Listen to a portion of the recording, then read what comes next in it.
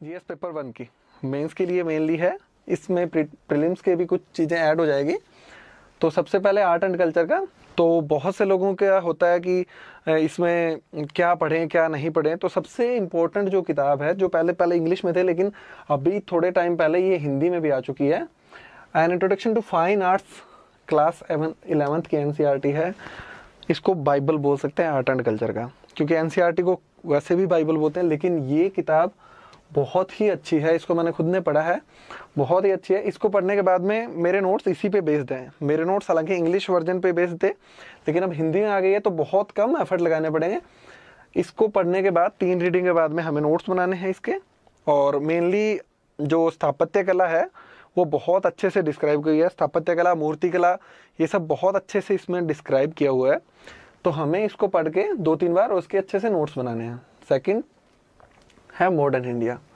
Modern, इसके अलावा कुछ अगर आपको टॉपिक चाहिए तो नितिन सिंघानिया की बुक है,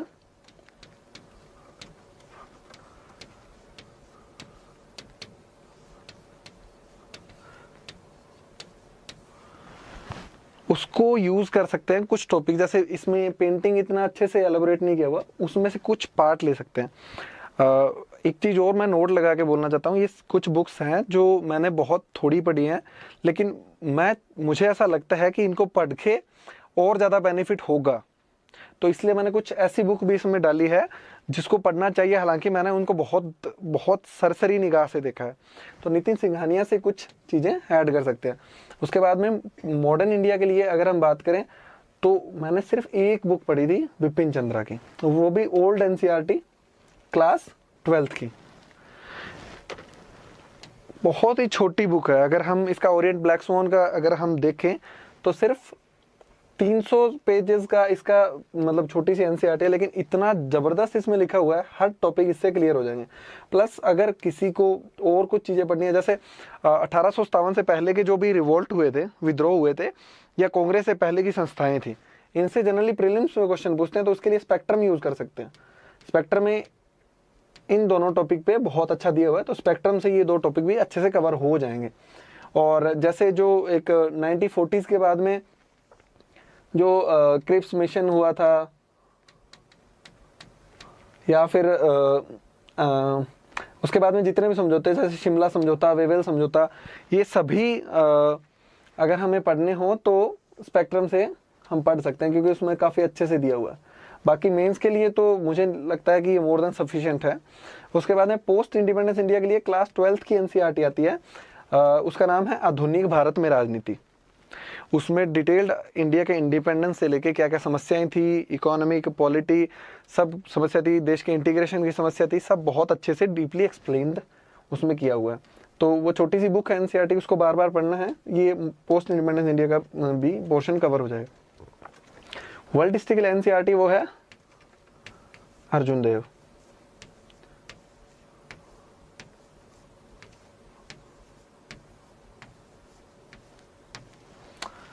ओल्ड एनसीईआरटी है, कुछ इधर उधर से जो मटेरियल होता है उससे, और कुछ नोट्स ऑनलाइन से, ये सब करके मैंने वर्ल्ड हिस्ट्री के छोटे से नोट्स तैयार किए थे। लेकिन ये अर्जुन देव जो है, ये रेनेसा से लेके मतलब पूरा का पूरा डिटेल्ड एनालिसिस बताती है। अमेरिकन रेवोल्यूशन, फ्रेंच रेवोल्यूशन, पूरा जो सिलेबस में है डिटेल्ड उसको ये कर देती है। और बहुत थोड़ा सा लिखा हुआ, जैसे वर्ल्ड हिस्ट्री में क्वेश्चन भी आते हैं तो बहुत 150 मार्क्स का आएगा, और बहुत ज़्यादा डीपली नहीं पूछते, वो जनरल क्वेश्चन पूछते हैं। तो उसके लिए बेस्ट एनसीईआरटी है। इसको पढ़ने के बाद में मुझे नहीं लगता वर्ल्ड हिस्ट्री को पढ़ने की नीड है। वैसे भी जैसे पिछले साल तो एक भी क्वेश्चन नहीं आया, इस बार एक आधा क्वेश्चन आया था, पर वो बहुत सिंपल था, अमेरिकन एंड फ्रेंच का थोड़ा सा पूछा हुआ था। तो अर्जुन देव मतलब मोर देन इनफ है। उसके बाद में ज्योग्राफी पे बात करें तो ज्योग्राफी में जो न्यू एनसीईआरटी है 6th to 12th more than enough है। लगभग सिलेबस इसमें से कवर हो जाता है। कुछ डिजास्टर का पार्ट या कुछ करंट से रिलेटेड, जैसे करंट में कुछ भी हो जाता है, जैसे इस साल पोलर वोर्टेक्स था तो बहुत इंपॉर्टेंट था, तो पोलर वोर्टेक्स हम मतलब ऑनलाइन या फिर जो करंट के मटेरियल है वो हो जाता है। तो ये मतलब ज्योग्राफी के लिए 6th to 12th एनसीईआरटी पर अगर हम कमांड कर लेते हैं तो मुझे नहीं लगता कि हमें कुछ और पढ़ने की ज़रूरत पड़ेगी।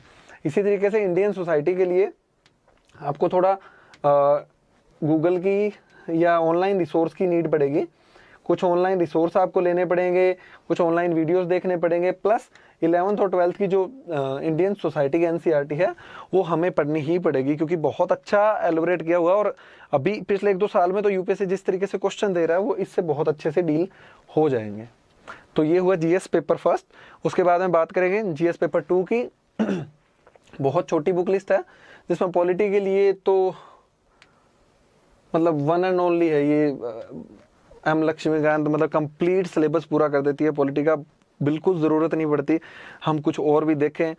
सिर्फ एक किताब इसको बार बार पढ़ना है। बहुत लोग बोलेंगे कि ये डीडी बसु पढ़ लो, ये पढ़ लो, मतलब बहुत अच्छी किताबें हैं, लेकिन जब आपको एक बुक में सब चीज़ें कवर हो रही है तो मेरे हिसाब से लक्ष्मीकांत का कोई सानी नहीं है इसमें। तो लक्ष्मीकांत हमें पढ़नी है अच्छे से, बहुत अच्छी बुक है, सारी चीज़ें बहुत अच्छे से एक्सप्लेन्ड है और हिंदी में मतलब अच्छी हिंदी है।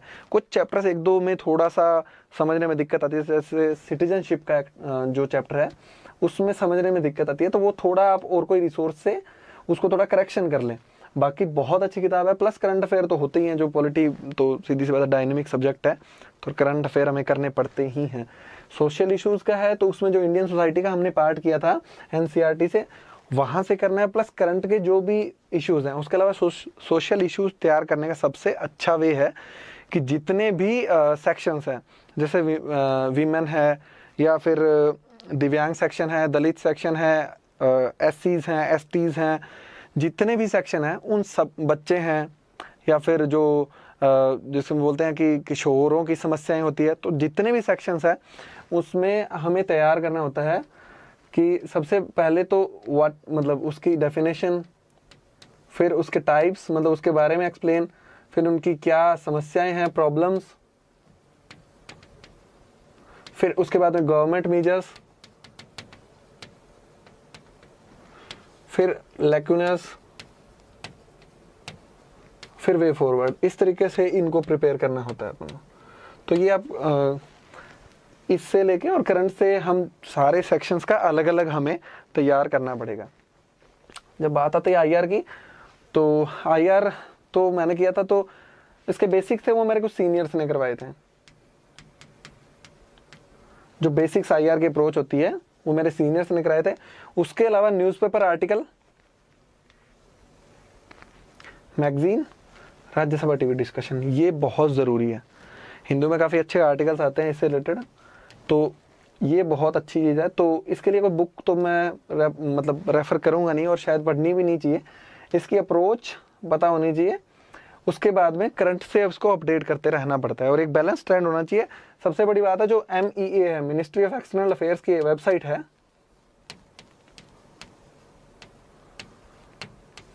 इसकी वेबसाइट पे जाके जो गवर्नमेंट ऑफ इंडिया का स्टैंड है, हर क्वेश्चन में आपको वही स्टैंड लेना है। अगर थोड़ा सा डिफर करते हो तो उसके पीछे प्रॉपर जस्टिफिकेशन होना चाहिए, वरना गवर्नमेंट ऑफ इंडिया के स्टैंड पे ही रहना है आपको। उसके अलावा अलग से स्टैंड नहीं देना कि हम तो नहीं, ये तो नहीं करेंगे, सरकार कर रही है, सरकार गलत है, इस तरीके का स्टैंड नहीं लेना है, क्योंकि देश की सॉवरेनिटी और सिक्योरिटी से रिलेटेड मुद्दे पर सरकार के हमेशा फेवर में रहना चाहिए। तो ये हुआ जीएस पेपर 2। अब हम बात करेंगे जीएस पेपर 3 की। जीएस पेपर 3 में इकोनॉमिक्स के लिए तो वन एंड ओनली मुरनाल सर के लेक्चर्स मैंने किए थे। मतलब एक तरीके से कंप्लीट पैकेज है, कुछ भी करने की ज़रूरत नहीं होती, सिर्फ करंट अफेयर्स को छोड़ के। खैर वो तो कभी ख़त्म होते ही नहीं है, वो तो हमें हमेशा पढ़ते रहने पड़ते हैं। तो मुरनाल सर की जो अप्रोच है, मतलब इतना उनका सेंस ऑफ ह्यूमर, उनका पढ़ाने का स्टाइल मतलब अमेजिंग, बहुत अच्छा है। तो इनके किए थे, प्लस करंट अफेयर से तो हमें अपडेट रहना ही पड़ता है। उसके बाद बात आती है इन्वायरमेंट की। इन्वायरमेंट के लिए एक एनसीईआरटी बायोलॉजी की आती है, इसके कुछ चैप्टर्स हैं जिसमें इन्वायरमेंट के बेसिक्स हमें बताते हैं कि जैसे कौन से घटक होते हैं, जैविक, अजैविक घटक, पोल्यूशन, क्लाइमेट चेंज, ये सब। प्लस करंट अफेयर्स है ना, वो बहुत ज़रूरी है, क्योंकि करंट अफेयर्स में जैसे जितने भी जलवायु परिवर्तन से संबंधित जो भी वार्ताएं होती है, समिट होती है, सम्मेलन होते हैं, COP20, COP21, Paris climate agreement, जितने भी हैं उन सबको हमें करंट अफेयर से करके और उनके अच्छे नोट्स बनाने हैं। प्लस इन्वायरमेंट एक चीज़ बहुत तैयार करने की जरूरत है, जो ऑर्गेनाइजेशन है इन्वायरमेंट से रिलेटेड, प्लस एक्ट्स, प्लस ये ऑर्गेनाइजेशन इंडिया और मतलब बाहर दोनों के, और जितने भी एक्ट है इन्वायरमेंट से related, plus personality plus movement, इन सबको अच्छे से याद करना पड़ेगा क्योंकि इनमें से क्वेश्चन आते हैं इन्वायरमेंट में, हर साल आते हैं और आगे भी आएंगे। तो इन्वायरमेंट की ये अप्रोच है। साइंस एंड टेक्नोलॉजी के लिए मैंने कोई बुक नहीं पढ़ी थी। साइंस एंड टेक्नोलॉजी के लिए इंटरनेट का बहुत यूज़ किया था मैंने, गूगल का स्पेशली, हर चीज़ के पढ़ने के लिए। बेसिक चीज़ें जैसे नैनो टेक्नोलॉजी क्या होती है, ठीक है, मतलब समझ आ गया। अगर समझ नहीं आती तो फिर आपको कोई वीडियो वगैरह देखनी पड़ेगी यूट्यूब का, प्लस करंट मैगजीन और आर्टिकल्स। ये साइंस और टेक्नोलॉजी, जैसे हिंदू में शायद थर्सडे को आता है कोई आर्टिकल, तो उसका मैं हिंदी ट्रांसलेशन देखता था।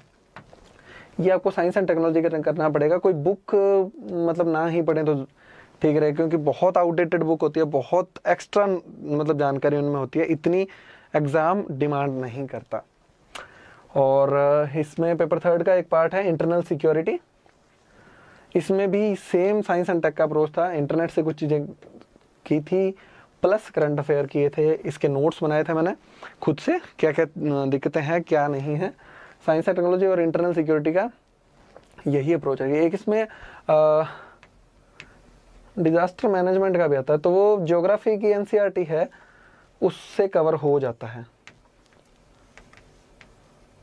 बहुत ज़्यादा कुछ नहीं है डीएम में, मतलब हम लोग करंट में जितना भी पढ़ते हैं, कहीं बाढ़ आ रखी है तो क्या उसके लिए हमें मेजर्स लेने चाहिए, इसके 2-3 एक्ट हैं, पॉलिसी हैं, उनको ढंग से पढ़ लें तो मतलब ये कंप्लीट हो जाता है, और ज़्यादा कुछ करने की ज़रूरत तो पड़ती नहीं है। और फाइनली एथिक्स पेपर 4 जो बहुत ही ज़्यादा ज़रूरी है, और इसके लिए मतलब हिंदी मीडियम वाले तो कम से कम इस पर बहुत ज़्यादा फोकस देने की ज़रूरत है। इसके लिए मैंने ऑफलाइन कोचिंग की थी, 7 डेज़ क्रैश कोर्स, उसके नोट्स पढ़े थे मैंने, प्लस ऑनलाइन वेबसाइट का यूज़ किया था हर टर्मिनोलॉजी के लिए, जैसे जितनी भी है, इंटीग्रिटी, कंपैशन, जो भी इसमें जितनी भी आती है, स्पिरिट ऑफ सर्विस, ये सारे, प्लस एटीट्यूड की डेफिनेशन है, एप्टीट्यूड की है, इमोशनल इंटेलिजेंस है, केस स्टडीज़ है, इन सब के लिए ऑनलाइन वेबसाइट का यूज़ किया था।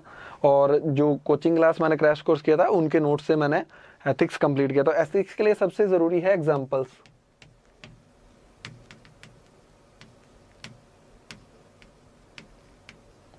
कई वेबसाइट्स हैं, जैसे मतलब वो जनरली जो एक्टिविस्ट होते हैं उनकी वेबसाइट होती है, जैसे इंडिया के पॉजिटिव इंडिया जैसे वेबसाइट है, तो उस पर कुछ एग्जांपल्स मिल जाएंगे आपको, वो आप ज़रूर लिख लेना।